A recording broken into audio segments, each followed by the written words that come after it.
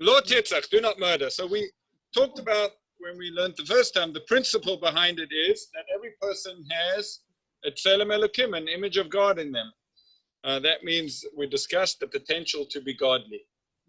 And because every person has that, so then that gives everyone the right to life. Right? Human beings, every human being has a, we believe that there are some, what are they called? What rights?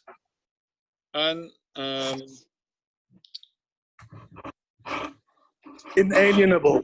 Inalienable. You're right. You cannot alienate them from the person. Thank you, Adam. Are you sure? Is that with a ches or a hey? Touche, touche. Okay. Is that inalienable rights? You cannot alienate them from the person. A person carries an image of God. That means they have the inalienable right to life. And we spoke about a little bit about how that means. Is it in the Sechel? Is it in the neshama? Is it in the ability to do chesed? The Sforno says it's consciousness and the ability to make free will decisions as well. The truth is that no matter what state the person is in, even if none of those things are really operating, we understand that there's a tselem elokim, there's an image of God. And so that's the principle behind it. As a core value for living, obviously that means how does that translate into our behavior? How do I live with the fact, with the principle that every human being is in the image of God? Is I respect that image of God. I take care of it. I protect it. I promote it. That's what it means to have a core value. One of my core values is to respect human life. It's very interesting because the world at the moment is already dealing with this.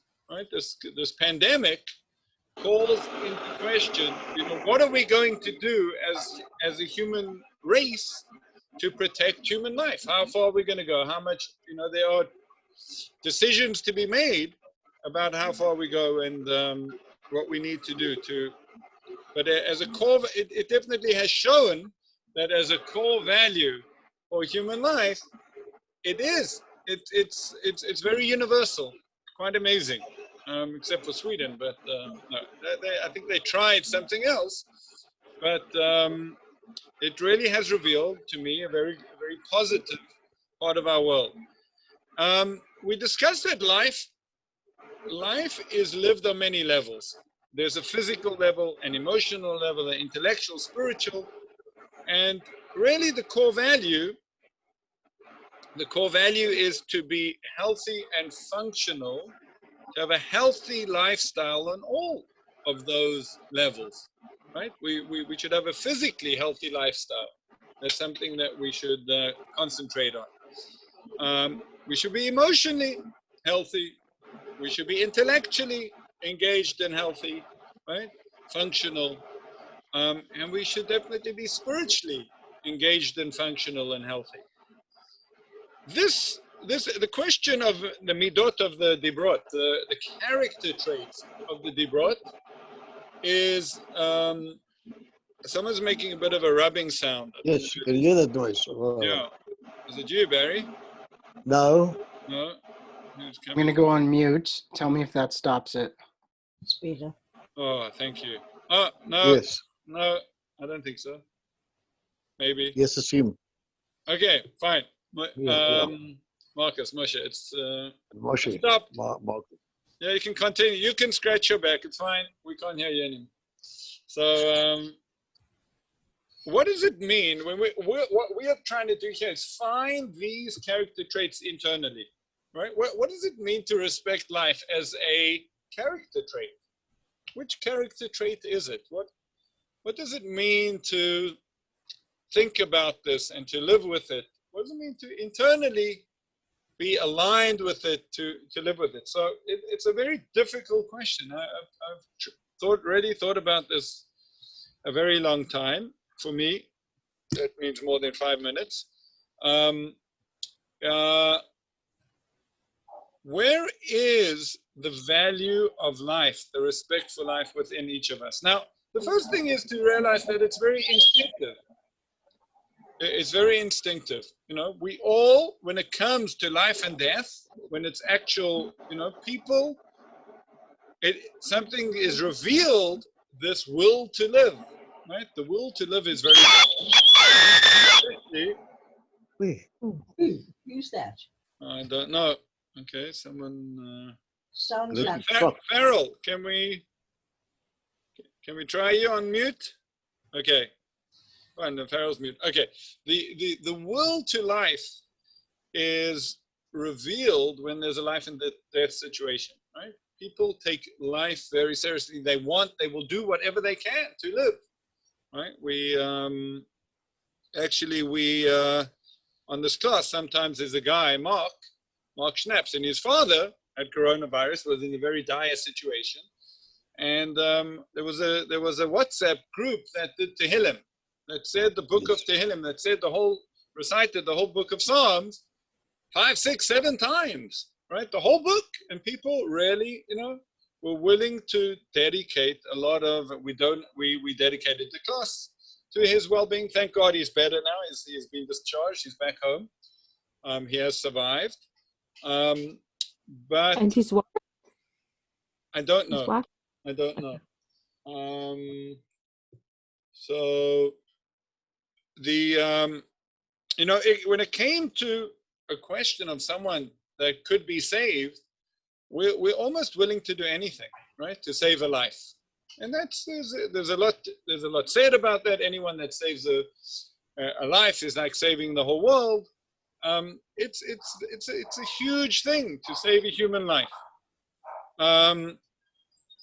So we have it within us. We have it within us that this instinctive desire, value, you know, fight for life. We have that within us. The question is, why when it comes to the more, let's say the higher levels of life, right? To the emotional, intellectual, spiritual, why don't we concentrate on, why don't we put in so much effort? You know, if someone's not in a healthy emotion, if someone's not healthy emotionally, you know, how much effort do we put into that? How much effort do we put into our own emotional health? How much intellectual, spiritual? You know, there was a famous psychologist, Abraham Maslow. I'm pretty convinced that Noah Weinberg based his 5 levels of pleasure on Abraham Maslow's thinking, psychologist, and he came up with the hierarchy of needs. He said, human nature is to focus on the most basic need. Once that's fulfilled, we start to kvetch about the next need. And as we go up, and now what's the hierarchy? The first thing people focus is on the physical. The next thing is safety.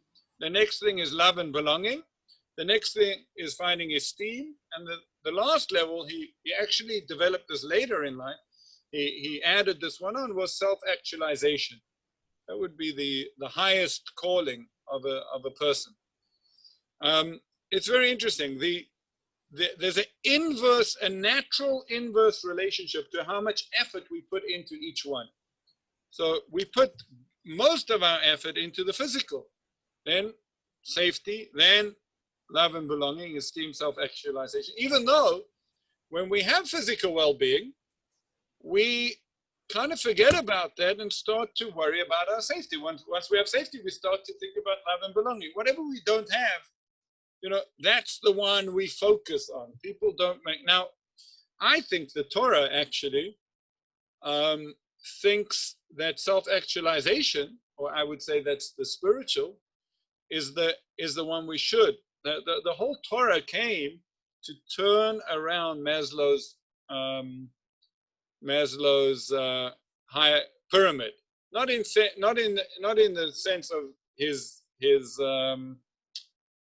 discovery and what he said, but in the sense of the effort that we put into it, right? Meaning we should be our main concern should be with the eternity of the life to come and preparing ourselves spiritually for that spiritual world.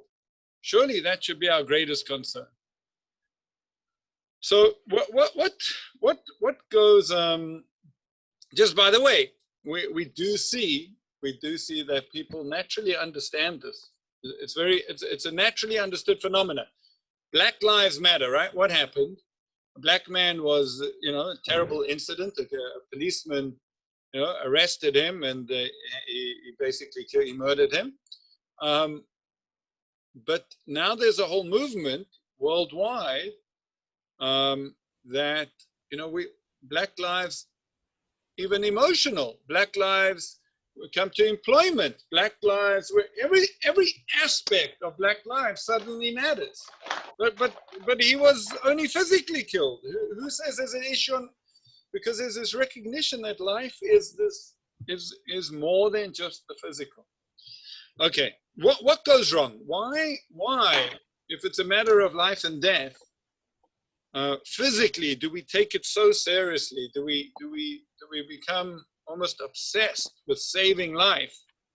But when it's not a matter of life and death, we become quite lackadaisical. We lose our focus. We become, right? So let's take it. Let's just start from a very basic level, the physical, right? What the core value over here, remember, is to be concerned for life. And when it comes to the physical, what do we need to do? Well, if you really take yourself seriously, you live a healthy lifestyle.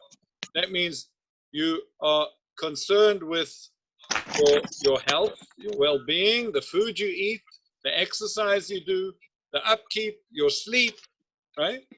And you're concerned with safety, that your environment around you is one that is safe and secure.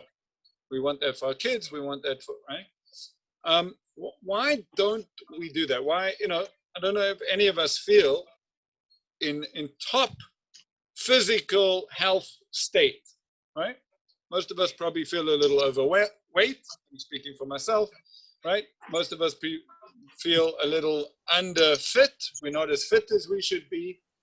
When we think of that pristine vision of someone that's healthy, physically healthy, we don't think of ourselves. Why? If this is life, this is the life we've been given. Why don't we take such care of ourselves? So, very basic thinking. Why are we unhealthy? Because we eat badly. Why do we eat badly? Because we've got a sweet tooth. We've got something in Hebrew called taiva. We've got desire. We want, right? The taste of another chocolate seems to overwhelm us, that we need to go and eat it. And it takes discipline and constraint. What about being fit?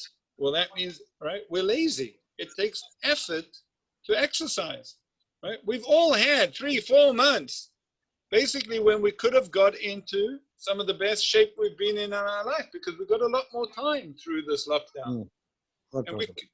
Some people have. I've seen that. Some people have used it to get into shape, but it takes a tremendous amount of effort.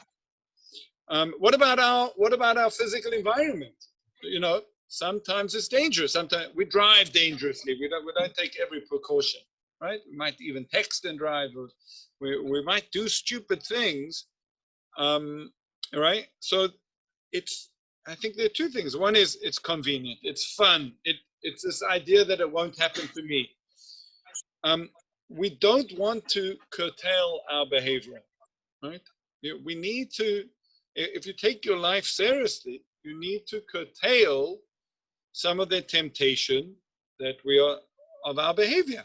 Right? You need to be disciplined. You need to curtail. It won't happen to me. You need to be honest, and that's not a good argument, right? You need to take the necessary precautions in life. So I want to learn with you 3 spornos, which I think reveals what do we do? What is there a common denominator to living a disciplined, constrained life where we put in the necessary effort that we meant to put in, that we're honest with things, what is that? Where do we find that within us? What is that? Where's that place within us that can truly be healthy? That can be living with this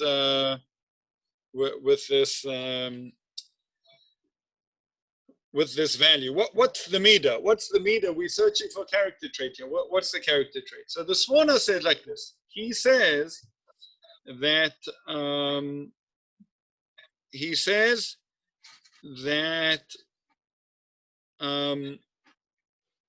Adam and Eve were put in the Garden of Eden, and there was a tree, and the tree was called the tree of the knowledge of good and bad. Eitz hadas tov v'ra. And he explains what that means. He says this tree, das, right, is your consciousness. It's where you put your attention, it's where you focus. Says once you ingest from the tree of the knowledge of good and bad, you start to look at things in terms of tov v'ra, rather than, right, the tov and the ra is that which is pleasant. We start to look for pleasure. Pleasure becomes the guiding principle of life. So if it's pleasurable, it's tov.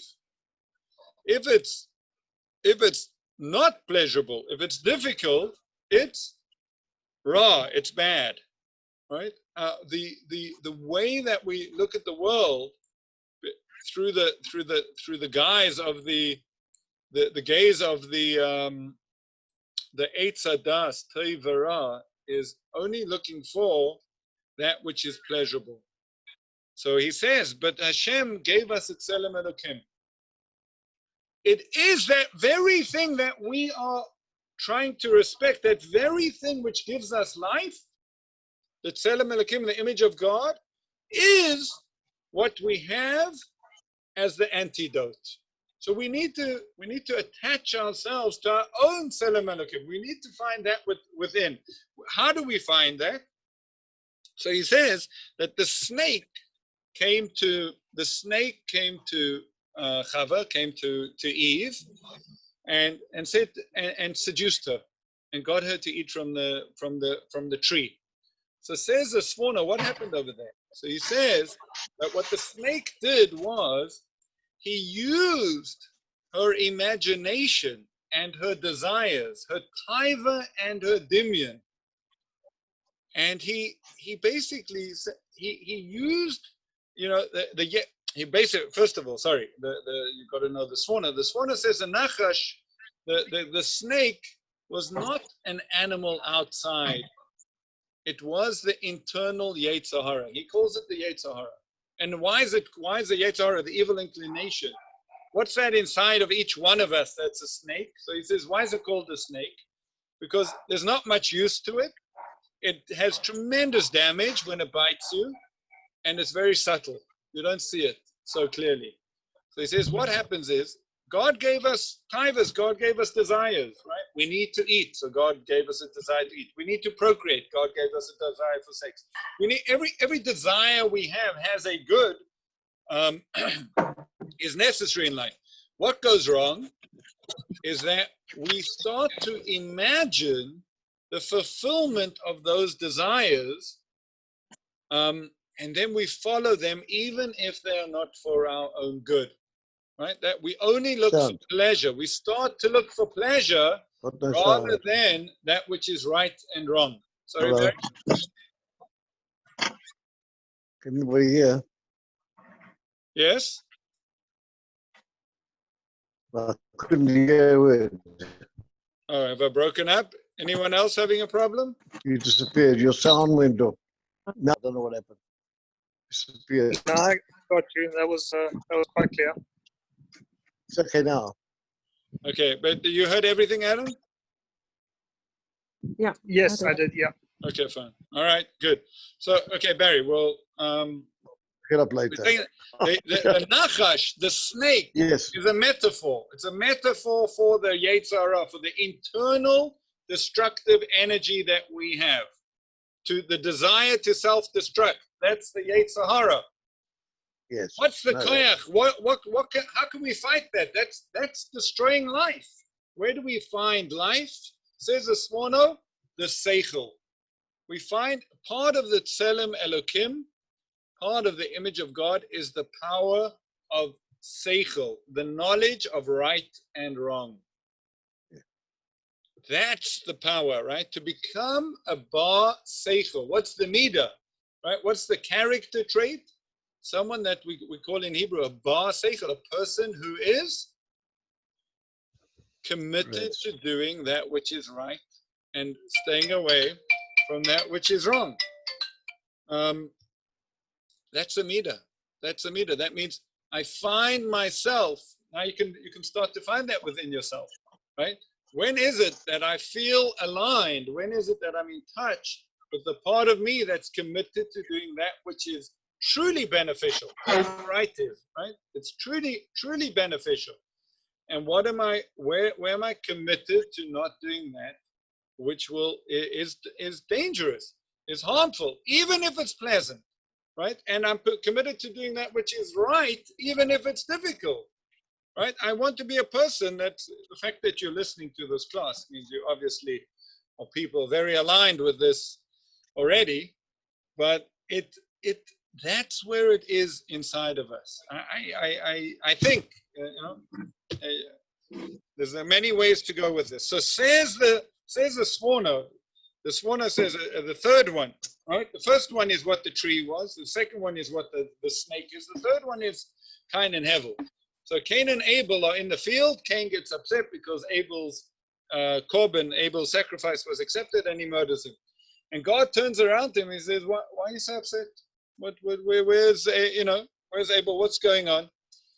And he explains to him, he says like this, listen, you have an internal desire, an internal force to self-destruct and to kill others, right? That's the Yetzer Hara. But if you want to overcome it, you've got already the help of Hashem. Hashem has helped you with what? With your Sechel, right? You need to be doicha, he says. You need to push it away. When that imagination arises, when we imagine the pleasure that we're going to get, and it can be instantaneous, by the way, right? You could be driving the car and someone calls and you want to answer or you want to text, right? It's not a whole long thing. It's very quick. And we imagine the convenience of doing that. And we think we're going to be okay. The Sechel, Rav Yisrael Salanta, wrote a beautiful book called Or Yisrael. So one of the most famous letter in that book is called Igeres Musa, the Musa letter. And he says there, and it seems to be based on the Sforno actually. He says that the Sechel, from the Sechel we are Asur, from the Dimyon we are free, right? We find ourselves in our imagination, we can do everything. We'll be okay. But when it comes to Sechel, when it comes to knowing what's right and wrong and being committed to that, we are bound. Right? We find ourselves bound. It's very binding, right? There's often just one correct way to do it. You've got to go with the Sechel. So that's the power. But realize that Sechel is the path. That Sechel is the path to life, right? That's the tree of the Eitz HaChaim, the Teichagan,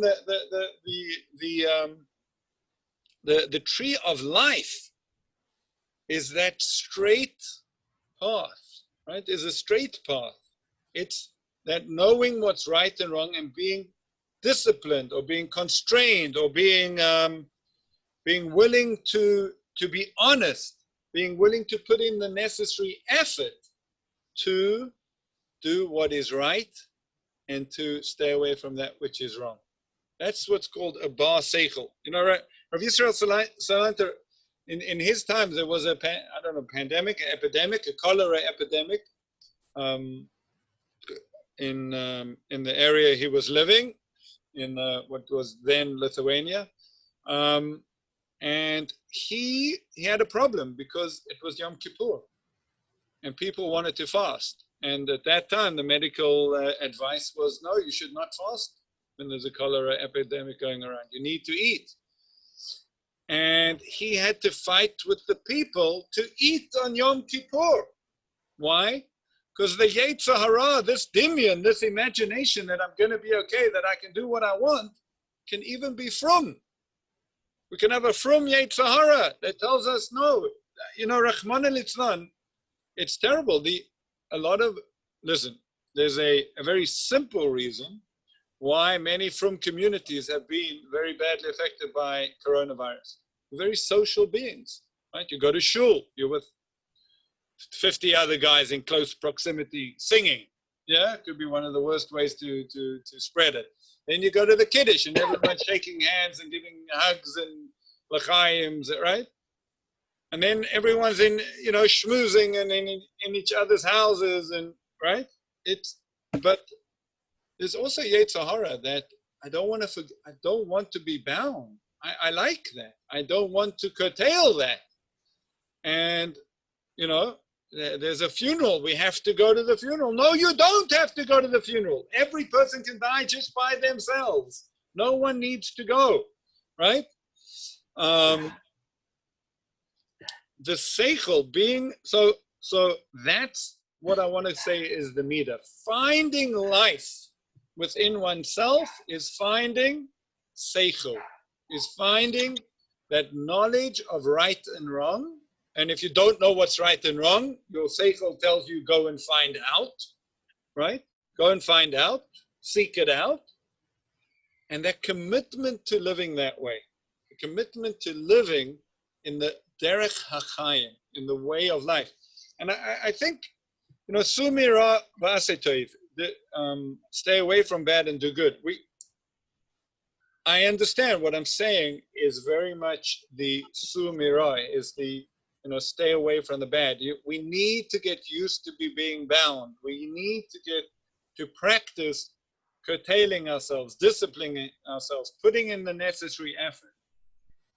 But I think we've all had experiences in life where once you start to do that, even though it's difficult in the beginning, kol haskal is cautious, even though it's difficult in the beginning, afterwards, after a little while, you start to taste the sweetness of life. You start to get into a rhythm. You start to realize, wow, it's really nice to be healthy. It feels good to do something in the safe and secure way, not to take shortcuts, not to be lazy, not right. That's where life is. It takes determination. It takes a lot of scheduling effort, right? It's not always easy to go to a shiur, to learn, to daven, to take care of our spiritual life. It takes a lot of effort. But when we do it, there's a certain satisfaction. There's a certain te'imas hachayim. There's a taste of life that we can get that is very sweet because we start to taste life, right? We've all had that experience. You're in the sea and the big wave knocks you over and you're underneath and you're trying to struggle to come up, and you come up and you take that breath of air and you taste life, right? We sometimes taste life and it's sweet. Life is very sweet. But unfortunately, we're kind of kicked out of the Garden of Eden where life is meant to take place. We need to get back there, and we get back to the Eitz HaChaim, we get back to the tree of life through the Sechel, through being committed to living in a way that we do that which is right, we do that which is right, and we desist from that which is wrong. So I hope it's I hope this has been meaningful, interesting. I think we're onto something here. I hope we are. But that's my attempt to explain where inside the human being, in the human psyche, is this Mida, this character trait aligned with life itself, and therefore lo tirtzach, don't murder. Heaven forbid, don't murder anything. Don't murder people. Don't murder not emotionally, not yourself. Be careful with yourself. Celebrate, promote life, promote it in others and in yourself. Thank you. Goodbye. Thank you very much. Rabbi, I just want to tell you that we've got a WhatsApp group for Tehillim. We've gone through it about 60 times since the beginning of lockdown. The Tehillim book. 60? Wow, that's 60. amazing. Yeah. Okay, beautiful. Everybody saying one word and in order. Beautiful. Okay. Any questions, comments, All right. alternate speeches? Very good. Very good. Excellent. Thank you. Thank Right. you, Rabbi. Thank you, Thank you, everyone. Rabbi. It was really awesome tonight. See you Okay. Thursday. Great. Yeah, please God. Thursday. Okay. Right. Very much. Thank you. Hey, Bye. Greg, Thanks, keep well. Rabbi.